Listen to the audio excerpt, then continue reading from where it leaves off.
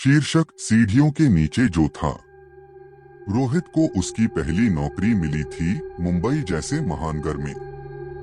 बड़े शहर में काम करना उसका सपना था, लेकिन बजट कम था। बहुत ढूंढने के बाद उसे एक पुरानी बिल्डिंग में एक सस्ता फ्लैट मिल गया। इमारत का नाम था शांतिवन अपार्टमेंट, लेकिन उसमें न शांति थी न वनों का कोई निशान। फ्लैट थोड़ा जीर्ण शीर्ण था, लेकिन उसके लिए यह एक नई शुरुआत थी। पहले ही दिन जब वह चाबियां लेकर अंदर घुसा, तब वॉचमैन ने उसे टोकते हुए कहा, बेटा, रात को 12 के बाद बेसमेंट में मत जाना, वहाँ कुछ ठीक नहीं है। रोहित ने हंसते हुए कहा, अंकल आप भी, आजकल कौन भूत प्रेत पर विश्वास करता है।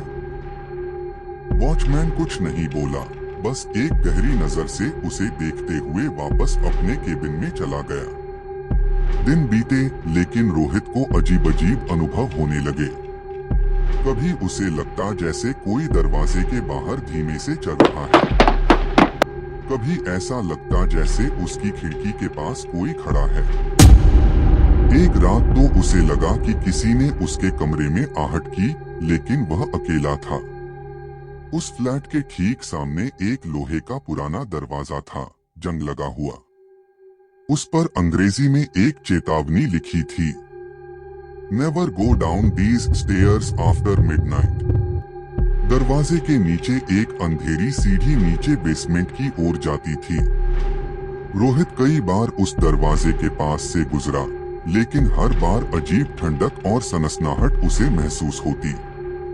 एक दिन जब वो ऑफिस से लौटा, तो देखा उसके फ्लैट के दरवाजे पर लाल चौक से कुछ अजीब निशान बने हुए हैं, गोल घेरे, त्रिकोण और कुछ अज्ञात भाषा के अक्षर। उसने पड़ोसी से पूछा, लेकिन किसी ने कुछ नहीं देखा था।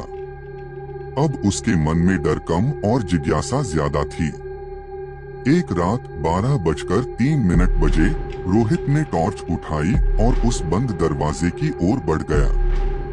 दरवाजा बिना ज्यादा जोर दिए खुल गया, जैसे कोई उसका इंतजार कर रहा हो। सीढ़ियां बेहद पुरानी और लकड़ी की थीं। हर कदम पर चरमराहट होती थी। नीचे पहुंचते ही एक सड़ी हुई बदबू ने उसे घेर लिया। चारों ओर गहरा अंधेरा था और दीवारों पर किसी ने नाखूनों से निशान बनाए थे। कोने में एक पुराना आईना रखा था। जैसे ही रोहित ने उसमें देखा, उसने पाया कि आईने में उसका प्रतिबिंब नहीं, बल्कि कोई और है। एक लंबी सायासी आकृति, जिसकी आंखें चमक रही थीं। पीछे मुड़कर देखा, कोई नहीं था। तभी एक ठंडी गहरी आवाज गूंजी, तुम आ गए हो, अब कभी लौट नहीं सकोगे। आईने से एक काली, पतली और कंकाल जैसी उंगलियां बाहर निकली। रोहित चीखना चाहता था, लेकिन आवाज नहीं निकली। उसके पैर जमीन में जैसे जम गए। वह हिल भी नहीं पाया। वो परछाई धीरे धीरे उसकी ओर बढ़ी, और फिर सब कुछ शांत हो गया। अगली सुबह वॉचमैन ने देखा कि बेसमेंट का दरवाजा दोबारा बंद और सील हो चुका था, मानो कभी खुला ही न हो। रोहित गायब था। उसके फ्लैट के दरवाजे पर अब लाल रंग में सिर्फ एक शब्द लिखा था, नेक्स्ट।